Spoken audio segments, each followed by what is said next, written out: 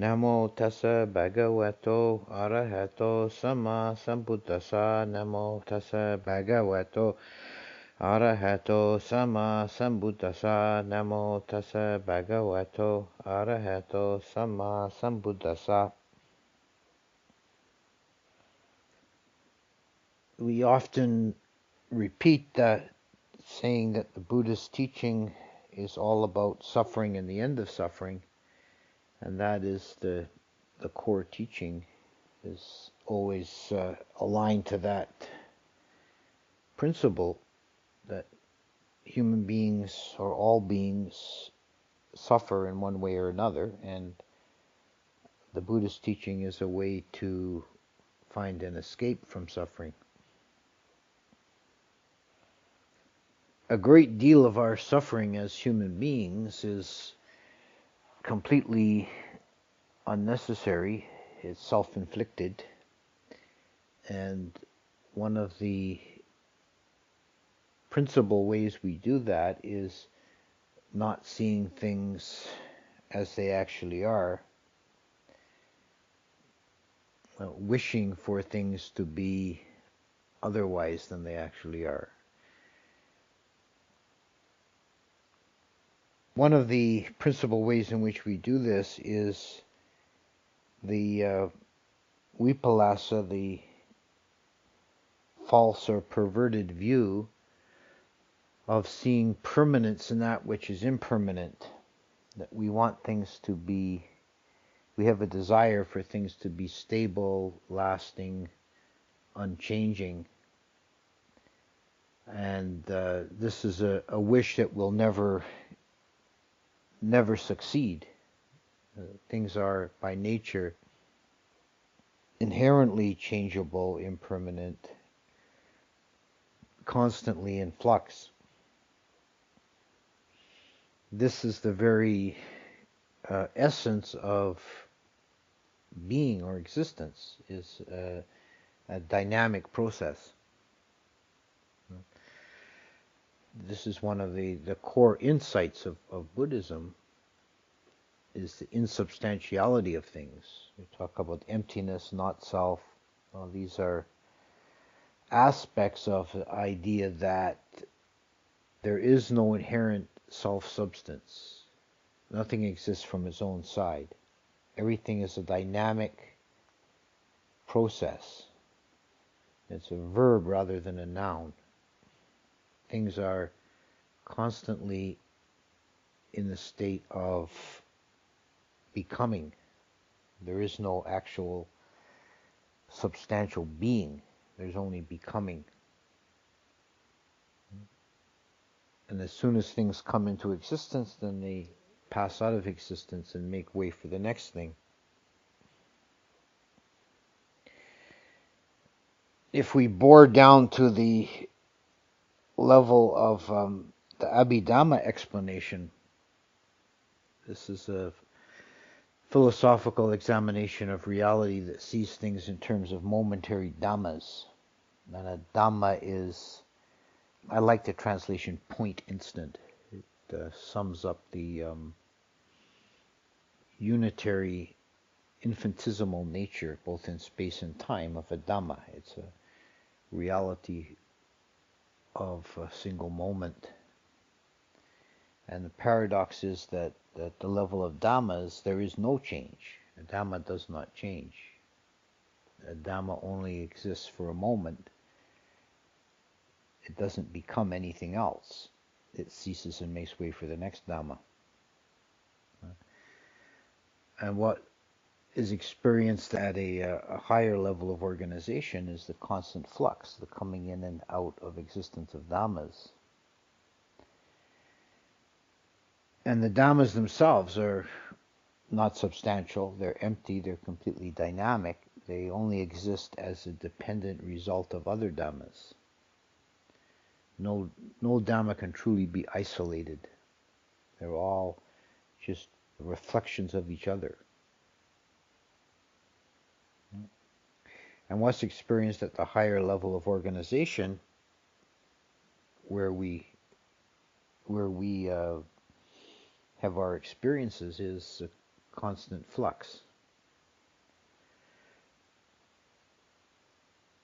The truth of impermanence is evident if we just look. We see things constantly in a state of change and flux and falling away, coming into being and passing out of being. But there's a tendency in the human mind to resist that, and it can be made less evident by the illusion of continuity. Continuity is classed as an illusion.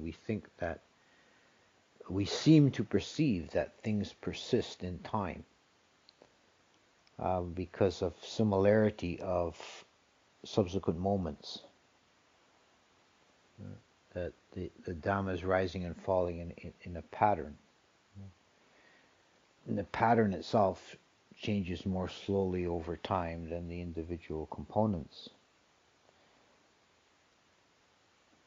The classic analogy of this is a small whirlpool in a stream or a current of water. You'll see like a back eddy. You'll see the water swirling around. And that pattern can persist for hours or even days in a large body of water. But the individual molecules of water are constantly being exchanged. They're traveling in and out of the whirlpool.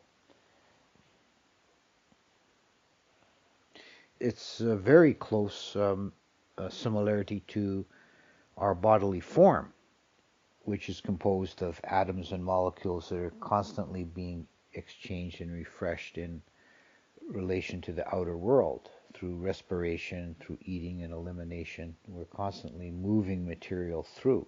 It's like our body is a little back eddy of material that has a pattern that has some persistence, but the actual substance is constantly being moved through. And we mentally suffer when we're resistant to the change, when we don't see it, when we expect things to remain the same, and when they don't, we suffer.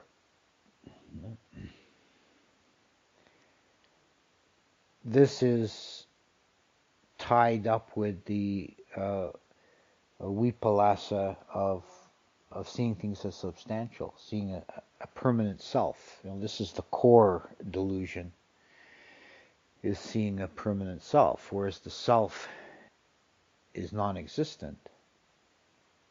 Even as a mental structure, it's only a dynamic pattern that itself constantly changing. It's a reference point, but it has no substantial reality. And this was the key insight of the Buddha, and it separated him from the prevailing philosophies in India at the time,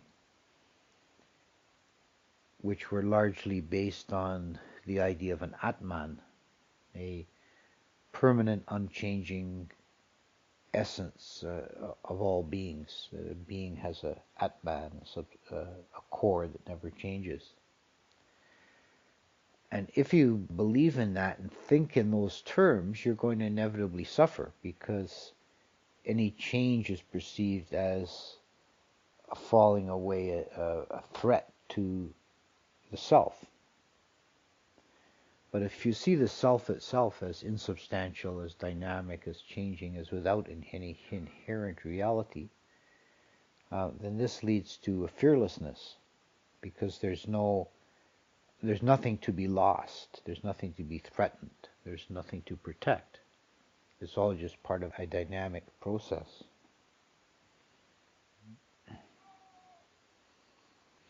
There's a image from Taoism.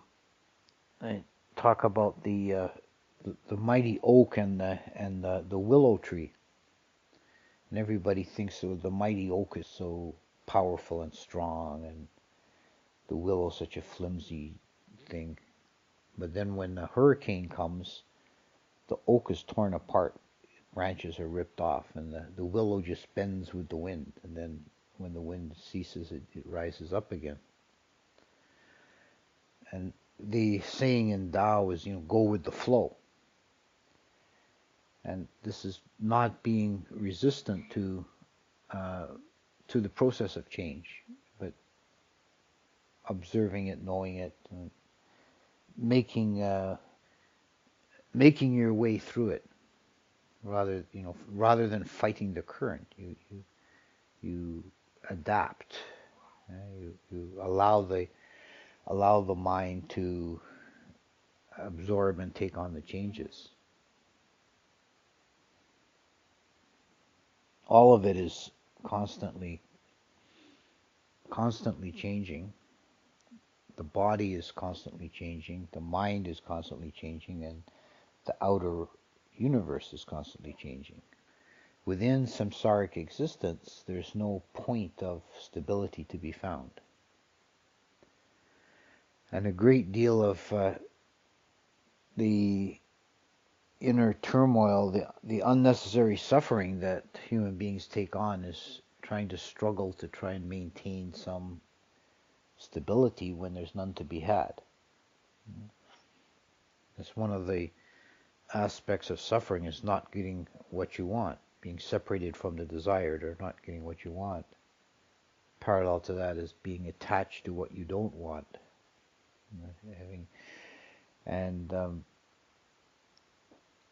If what you want is for things to remain the same forever, then you're going to be disappointed. You're going to suffer.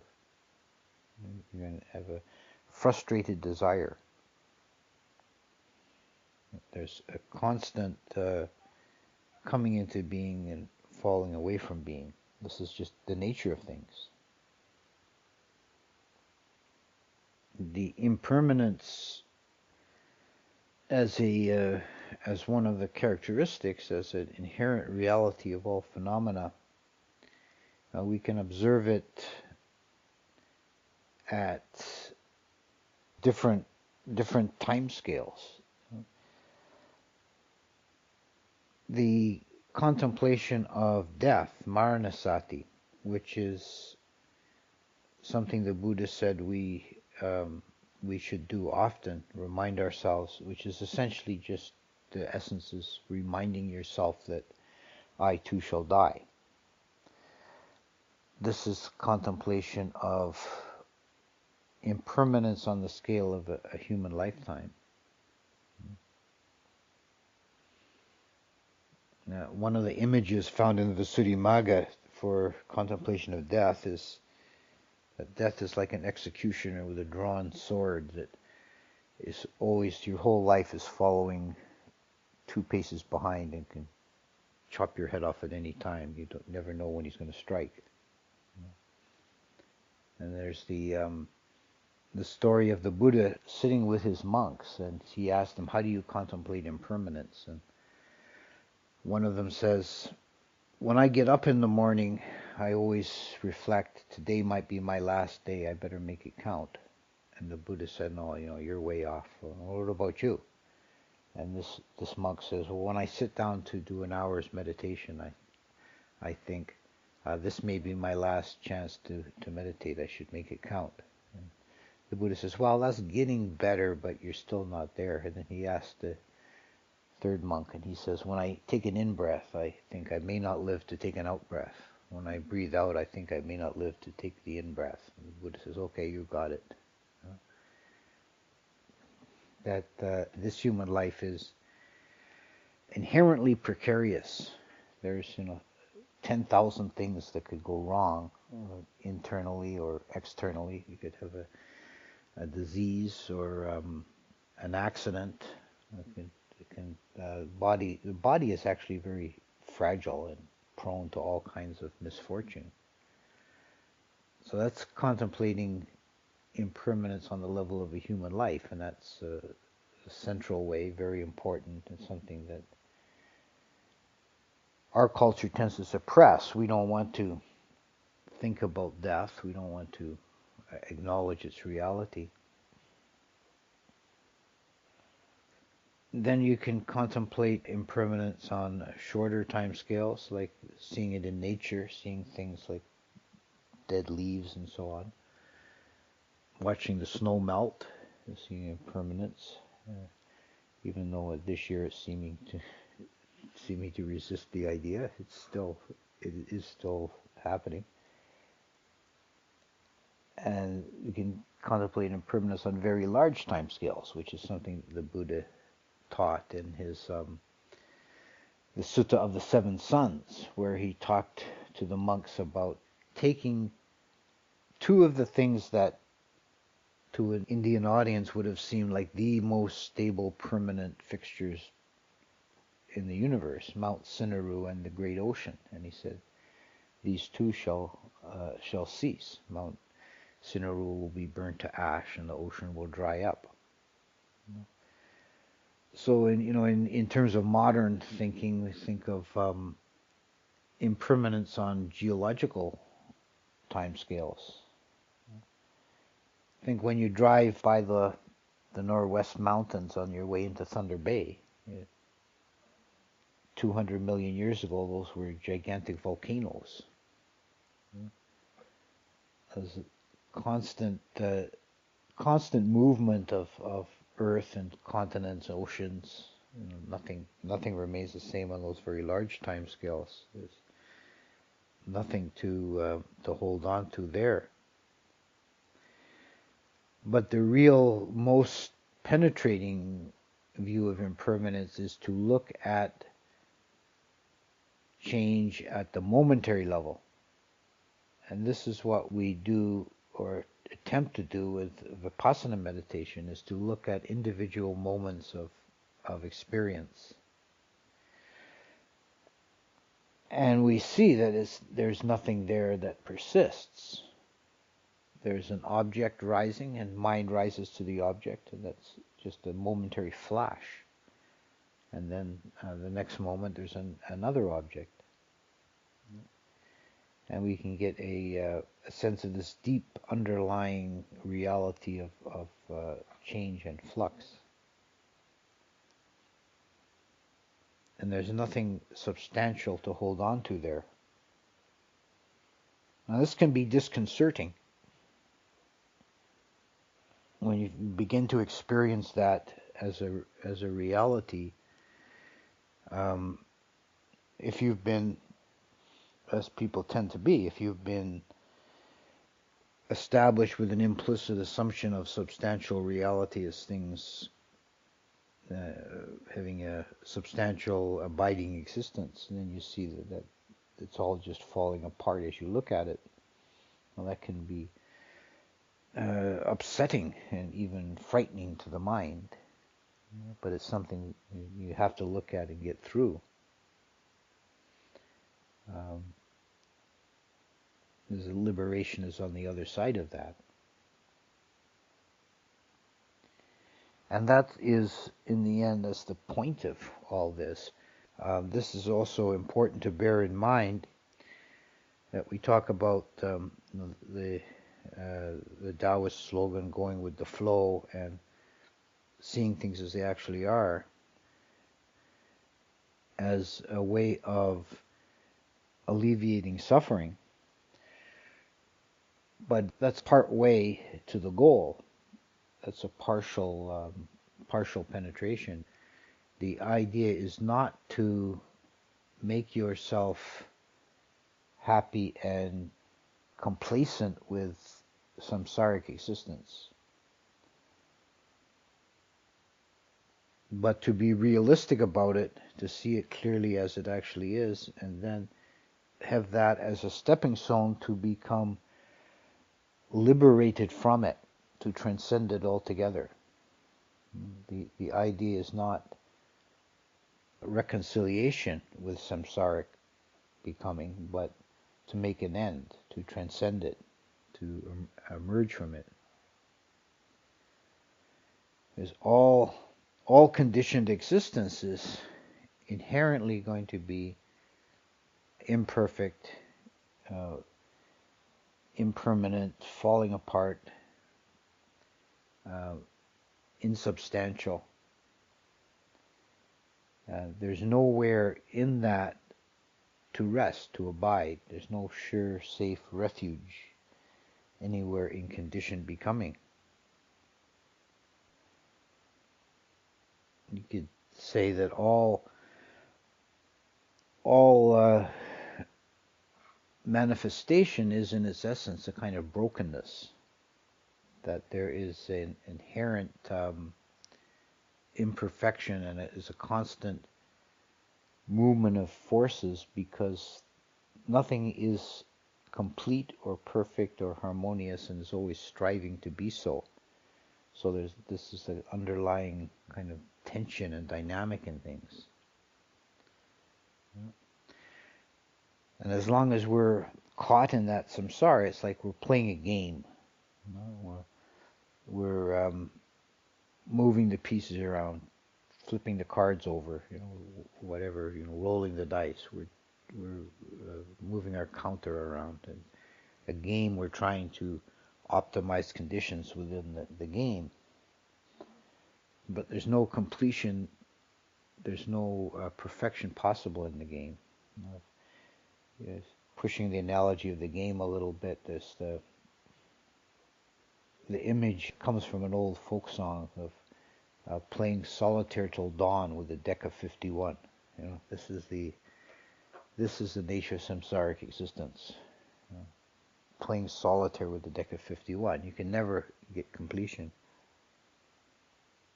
And the ultimate wise move is not to try and optimize your position within the game, but to stop playing. No longer involve the mind with that. That's easier said than done, because the mind has been doing that for countless lifetimes. It's an inherent habit to such a degree that the mind naturally doesn't know anything else. It has a hard time conceiving that there could be anything else. This is the only dynamic in the mind, is to continually take objects with a unspoken desire to find completion, perfection, in samsaric becoming, by endlessly taking objects to consciousness. And from ancient times, human beings have developed mythologies of belief systems of finding, the perfect is like a paradise, or pure land, a golden place, some kind of final perfection somewhere. Whereas if anything is actually in existence, it has form and function, and it has an inherent dynamism, it's going to be impermanent and imperfect and inherently changing. So the Buddha's insight was, there is not any place in conditioned reality like that. The mind has to just stop doing that. As samsara is, in the end, it's something we do. It's not a place or impersonal process. It's a personal choice, moment by moment. We're choosing to engage in samsaric becoming, and nibbana is when we just stop doing that. The Buddha said to Angulimala, he said, "I stopped years ago. When are you going to stop?"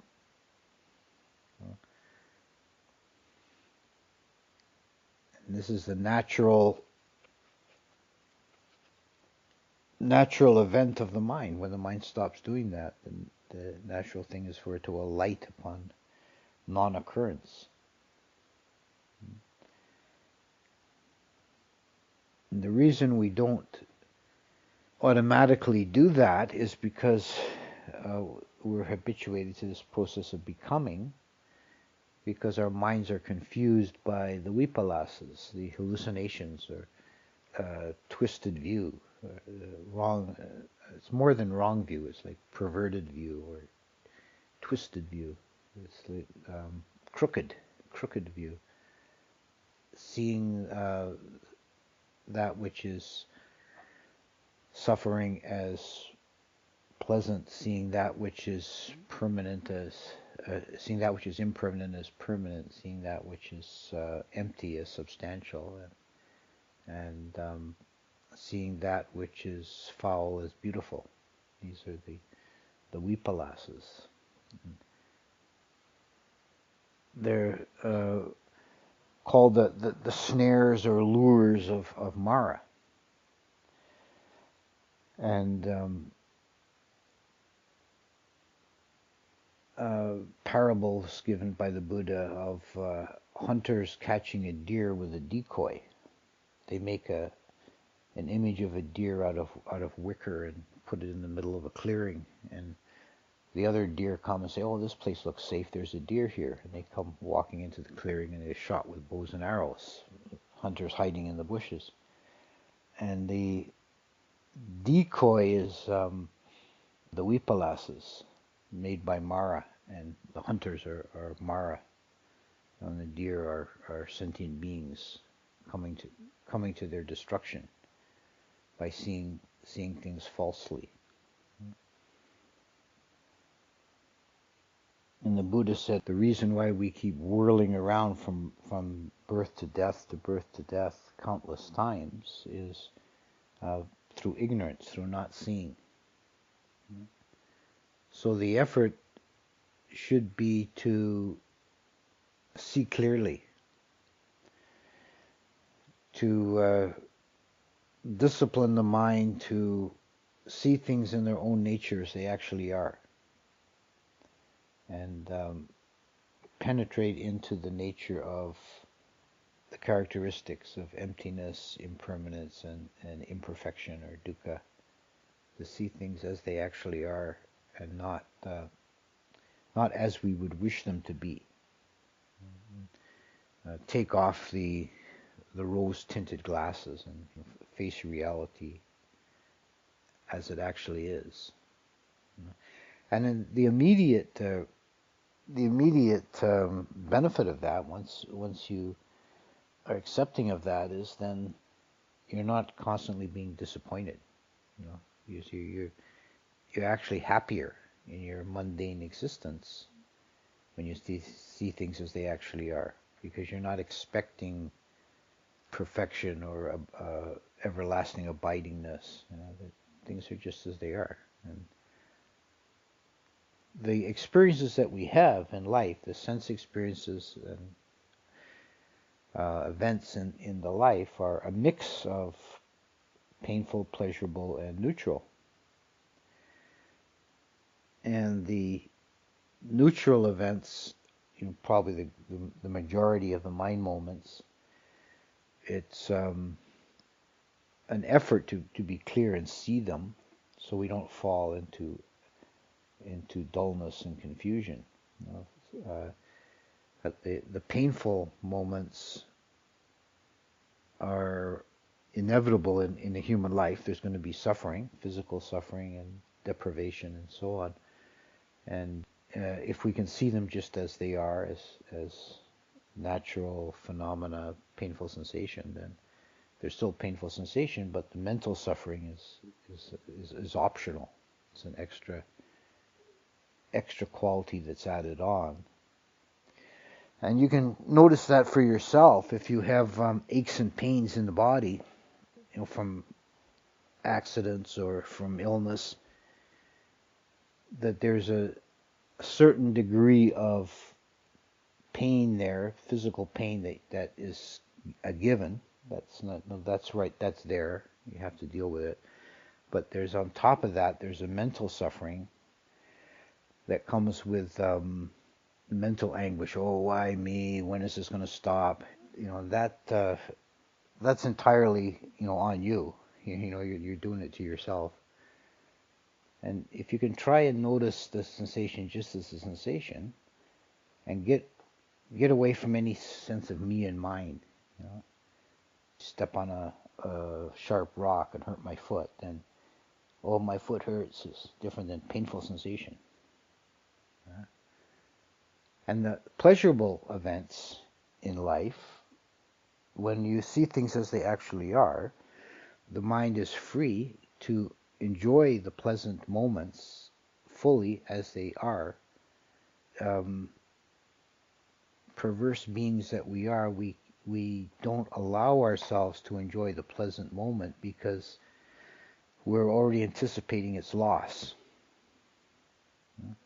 But if you realize from the outset this is a pleasant moment and it's all it is, and it's not perfect and it's not permanent, but it is in this moment pleasant, then you can experience it as it is and have the maximum pleasurable mental sensation that's available from that moment, and not poison it with thoughts of anticipating its loss or wishing it was more perfect.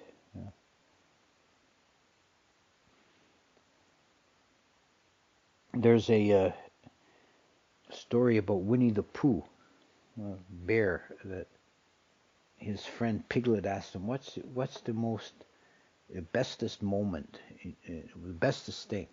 And Winnie says, "It's the first spoonful of a new jar of honey." Then he thinks a minute and he says, "No, actually, there's something even better. It's the moment just before you put the spoon in your mouth." The actual experience turns out to be a letdown.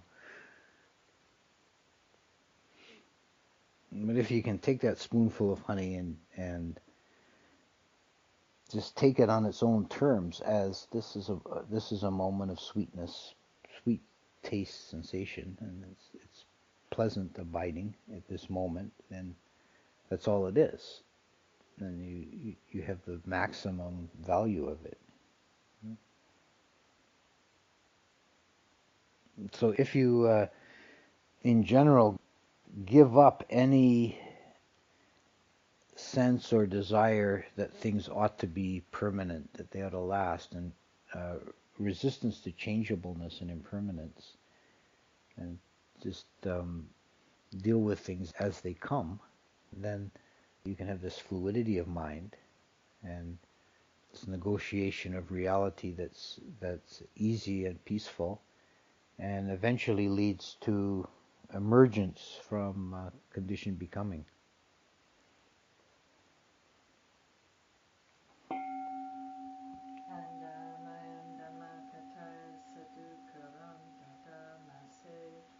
Sadhu, sadhu, sadhu.